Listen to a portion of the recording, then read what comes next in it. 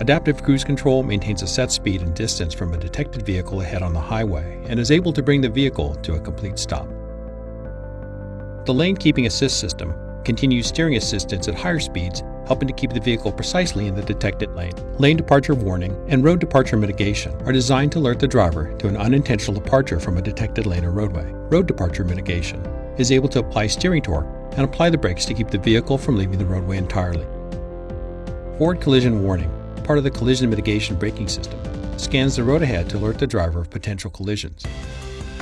If the driver doesn't take action to avoid a collision with a detected vehicle, the collision mitigation braking system is able to respond in 4 stages.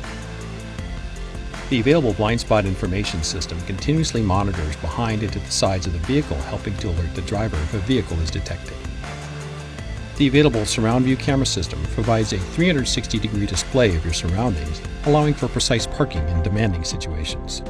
When reversing, the rear cross-traffic monitor uses radar to detect vehicles approaching from the side.